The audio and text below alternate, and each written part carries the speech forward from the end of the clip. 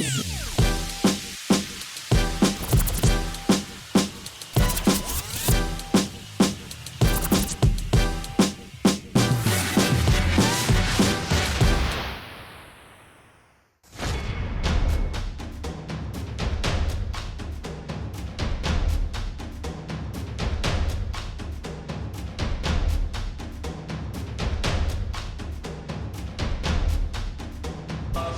bersumpah akan memenuhi kewajiban Presiden Republik Indonesia dengan sebaik-baiknya dan seadil-adilnya.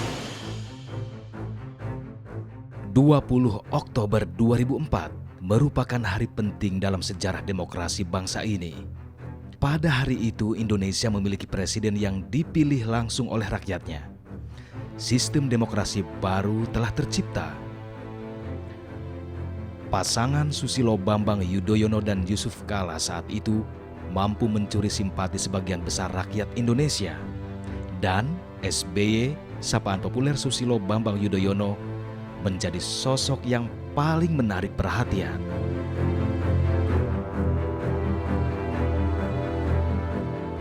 Mantan Menteri Koordinator Bidang Politik, Sosial, dan Keamanan ini mampu menarik simpati rakyat Indonesia dengan berbagai visi baru tentang Indonesia ke depan. Menjadi orang nomor satu di sebuah negara tidaklah mudah. Mata dunia mengikuti segala kegiatannya. Publik ingin tahu apa saja yang telah diperbuat pemimpin yang telah mereka pilih itu. Dan untuk memenuhi keinginan tahuan itu, SBY kerap memposting foto-foto kegiatannya di media sosial. Namun tak banyak orang yang tahu siapa sosok di balik foto SBY yang kini banyak beredar itu.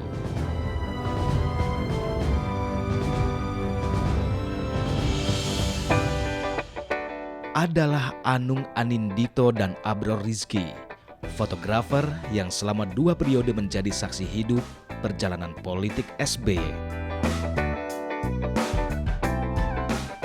Melalui bidikan lensa merekalah sosok SBY yang tak banyak diketahui publik terekam.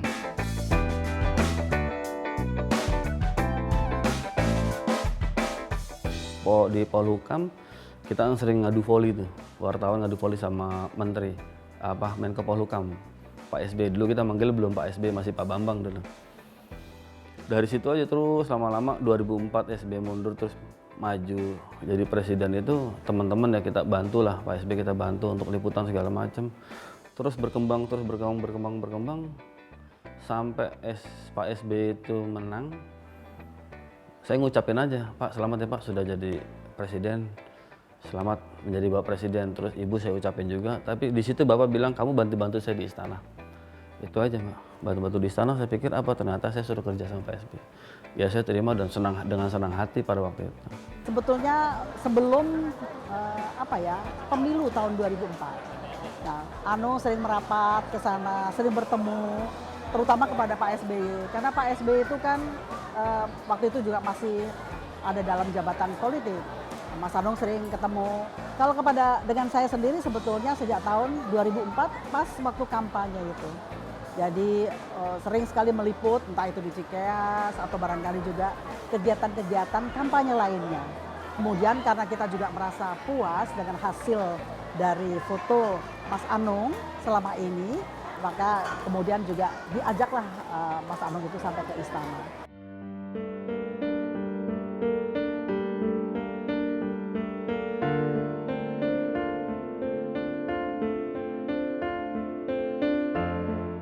Bukan tanpa alasan, SBY merekrut Anung sebagai fotografer pribadinya. Pria kelahiran Pacitan yang terkenal perfeksionis ini tak mudah terkesan dengan apa yang dilihatnya, kecuali hal itu benar-benar baik serta bagus. Dan hasil jepretan Anung dinilai yang terbaik. Anung juga profesional dalam menjalankan tugas. Ya, pertama-tama kami senang sama Anung karena profesional, kemudian pengambilan gambarnya bagus ya dalam banyak event gitu, dan ternyata setelah bergabung ya cukup kreatif dan kami terbantu banyak dokumentasi yang manis, baik kegiatan di dalam negeri maupun di luar negeri. So far kami enjoy bekerja bersama-sama Anung dan sampai sekarang masih bersama-sama dengan saya dan Ibu Ani. Ketika baru bergabung dalam tim dokumentasi kepresidenan pada 2004, Anung masih merasa kebingungan beradaptasi di lingkungan istana. Perkenalan saya dengan Mas Anung dan Mas Abror itu pada saat selesai pemilihan presiden dan ditetapkan pengangkatan presiden SBY tahun 2004, tepatnya tanggal 20 Oktober. Itu pertama kali Mas Anung masuk ke istana bersama dengan Presiden SBY. Dan saat itulah kami mulai pertama kali bertemu dan Mas Anung sempat memperkenalkan diri bahwa saya Anung Bang, mohon kami dibantu bagaimana peliputan di sini. Saya nggak tahu ya, cuma dulu tuh kita harus banyak sih ya, aturannya banyak ya. Tapi memang kita harus ikutin dulu kan, sama Pak SBY pelan-pelan dibikin apa, istana kan memang untuk rakyat lah gitu. Jadi dibikin yang nggak angker gitu.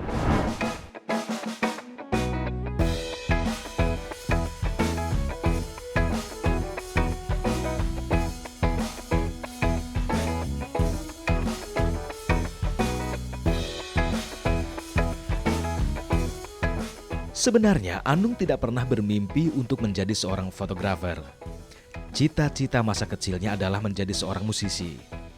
Untuk mewujudkan impiannya itu, Anung bahkan sempat menuntut ilmu di sekolah menengah musik di Yogyakarta. Namun nasib menentukan lain.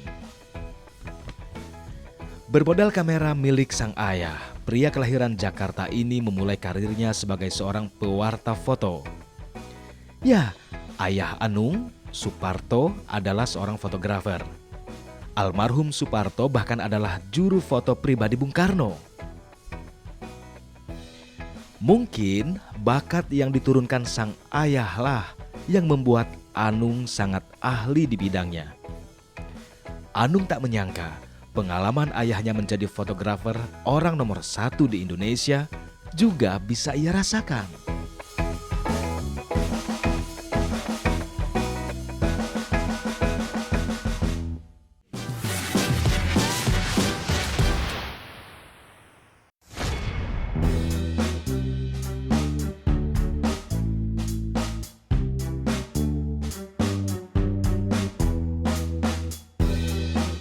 Sebagai fotografer pribadi, Anung harus senantiasa berada di dekat SBY dan keluarga dalam segala kegiatan. Baik aktivitas politik maupun keseharian sang mantan Menteri Pertambangan dan Energi itu, Anung harus jeli dalam melihat momen agar tak ada yang terlewat olehnya. Hal ini membuat Anung harus merelakan waktunya dengan keluarga. Jadwal SBY yang padat mengharuskan Anung bekerja sebelum matahari menampakkan dirinya dan baru pulang ketika bulan hendak pergi meninggalkan orbitnya. Oh gitu, kalau berangkat kerja itu saya jam 5 lah. Jam 5 berangkat, kegiatan biasanya dimulai itu dari jam 8. Kalau nggak olahraga, biasanya kalau Bapak olahraga jalan kaki itu jam 6. jam 6 pagi itu udah olahraga, jalan kaki, jogging. Selesai jam setengah 8. Jam 9 biasanya kegiatan terus full sampai sore itu biasanya sampai jam 7 malam tuh baru mulai kendor acara, tapi kita masih standby terus sampai jam 9 kadang-kadang masih ada acara, jam 10 malam biasanya masih ada acara, baru aman bisa pulang tuh jam 11 malam kita baru pulang. Intensitas pertemuan yang tinggi membuat keakraban Anung dengan lulusan Akabri terbaik tahun 73 ini semakin erat. Bahkan keluarga SBY pun sudah menganggap Anung seperti keluarga sendiri. Hampir 11 tahun ya saya mengenal Mas Anung semenjak Mas Anung ikut Bapak menjadi Presiden ke-6 waktu itu, Bapak SBY.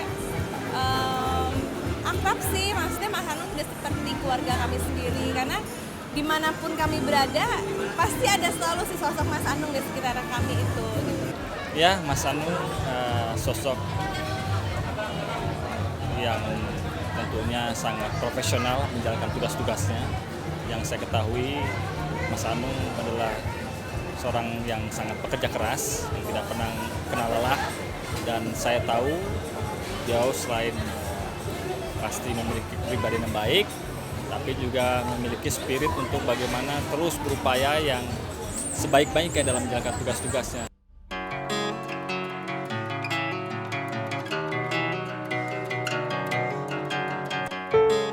Hobi Ani Yudhoyono dalam hal fotografi pun tak lepas dari campur tangan Anung. Ibu Ani yang kala itu belum terbiasa dengan kamera besar, diarahkan dan diajarkan Anung tentang fotografi profesional. Ya, hubungan kekeluargaan Anung dan Ani Yudhoyono terjalin erat lewat foto. Dan lebih lagi kalau Anung ya, itu yang suka membujuk saya. Saya kan memang hobi fotografi, tapi dulu saya pakai kamera pocket begitu ya. Begitu kamera pocket, Anung serang menyampaikan kepada saya, Bu, coba deh pakai kamera yang ini begitu ya, kamera yang besar begitu ya, Canon yang besar itu. Saya nggak mau tadinya, berat saya bilang gitu ya. Saya berpikiran kalau pocket itu kan enak ya dibawa kemana-mana, sangat fleksibel lah. Saya bawa kesini nggak terlalu berat. Kalau yang besar itu nggak mau, saya berat, saya bilang gitu. Coba deh Bu, dicoba dulu. Kalau ibu sudah bisa menggunakan lensa yang besar, pasti ibu ketagihan. Lama-lama bener juga kata Anung. Ternyata yang jauh pun bisa saya ambil. Jadi seolah sangat dekat, sangat detail. Nah sejak itulah saya juga merasa, bener juga kata kamu ya Nung. Sehingga saya beralih juga ke kamera yang besar. Walaupun saya juga tetap menggunakan kamera yang pocket. Terlepas dengan kedekatan hubungan Anung dan SBY yang layaknya keluarga, profesionalisme pekerjaan tetap diperhatikan. Jika Anung melakukan kesalahan, SBY tak segan untuk menegurnya agar tidak mengulangi kesalahan yang sama di kemudian hari. Tapi kalau buat saya, dimarahin Pak SBY itu pembelajaran buat kita ke depan. Tapi kalau soal dimarahin itu, Pak SBY itu biasanya kalau kita motret, jangan gerusak-gerusuk kalau lagi ada acara. Gerusak-gerusuk tau Mbak ya? Gerusak-gerusuk itu yang pecicilan lah gitu loh. Kita tetap tenang, ambil gambar kayak gitu. Tapi kalau gerusak-gerusuk pasti Bapak negor, kamu nggak boleh kayak gitu depan tamu, paling kayak gitu. Pernah itu ya, terutama Bapak ya, karena itu kan memang utamanya Bapak ya. Kalau dengan saya itu kan ya kalau waktu luang setelah Bapak baru dengan saya. Nah ketika misalnya hasil fotografinya tidak sesuai dengan apa yang diinginkan oleh Bapak. Misalnya kalau ngambil foto bersama-sama begitu ya, banyak orang begitu, Bapak ditaruhnya di paling pinggir begitu ya, itu pasti kelihatan kurang baik, hasilnya pasti jadi ketarik. Nah itu Bapak biasa akan menegur, gimana sih kalian? Coba, harusnya kan tahu. Sebagai orang dekat, Anung sedikit banyak mengetahui hal-hal unik dalam kehidupan SBY dan keluarga yang tidak diketahui khalayak ramai. Dan semua itu dapat tertangkap kamera karena kejelian mata Anung.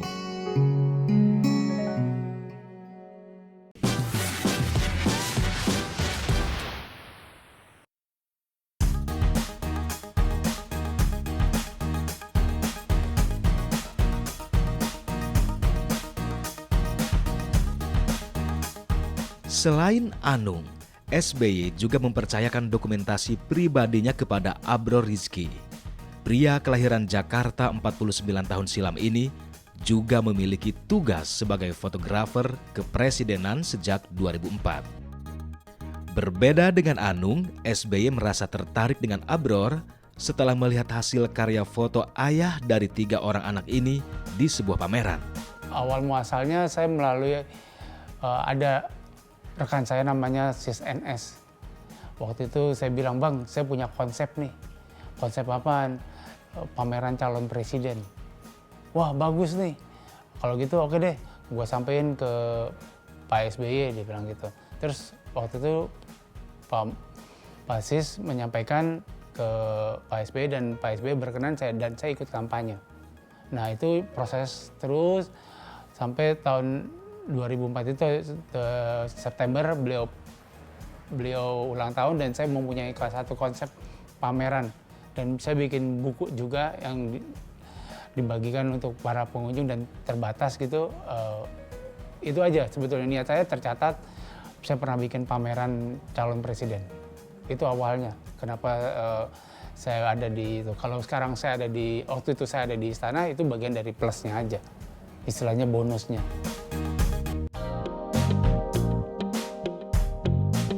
Berada di lingkungan keluarga Presiden ke-6 RI, tentunya memiliki keistimewaan tersendiri. Banyak peristiwa spesial yang dirasakan. Salah satunya adalah ketika SBY secara tidak terduga menghampiri Abror untuk sekedar mengucapkan selamat ulang tahun. Dan ia pun langsung meminta hadiah, yaitu berfoto bersama sang presiden. Waktu itu teman-teman rekan-rekan udah tahu bahwa saya ulang tahun, terus Anung nyampaikan ke Pak SBY, Pak, Abror ulang tahun. Terus waktu pas saat diberi selamat, saya bilang, Pak, hadiahnya foto bersama, Pak, dengan latar belakang gedung UN. Itu aja. Beliau berkenan. Sama halnya dengan Anung, sebagai orang dekat, SBY juga menganggap Abror sebagai pribadi yang tekun dan pekerja keras. Hasil bidikan lensanya pun kerap mendapat pujian. Bagus, bagus sekali. Bagus sekali karena sekali lagi ya, saya melihat tanggung jawab, kreativitas, ya kemudian kesabaran.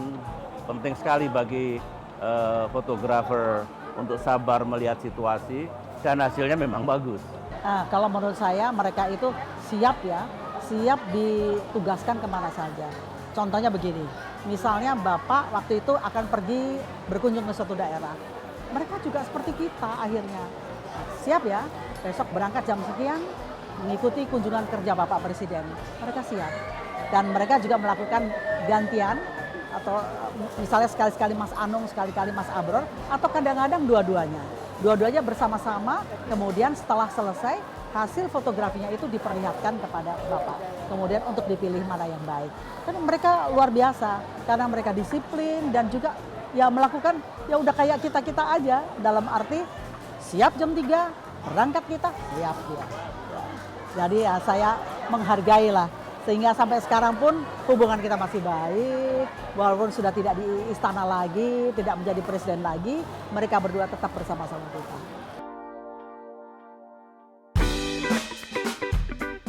Banyak yang Abror pelajari dari negarawan yang satu ini. Salah satunya adalah bagaimana SBY mencintai keluarganya. Bahkan ketika SBY masih menjabat sebagai presiden, Abror sempat melihat langsung ketika SBY menuruti permintaan Aira, cucu pertamanya, untuk bermain ular naga. Tanpa canggung, SBY bermain bersama sang cucu. Ya, bagi saya seorang leader, seorang pemimpin, beliau sangat hati-hati.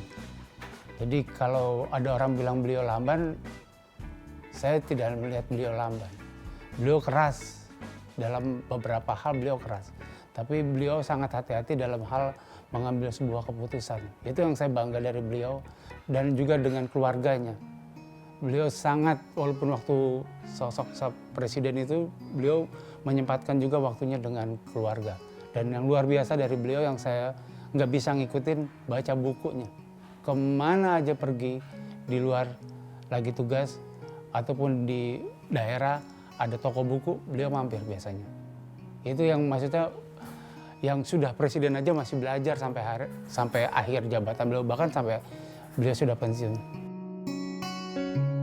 Kini, ketika SBY sudah tidak lagi menjadi presiden, sebagai orang dekat, Anung dan Abror tetap dipercaya mendampingi pria kelahiran tahun 49 ini. Dua-duanya itu fotografer yang bagus ya. Dua-duanya memiliki keunggulannya masing-masing.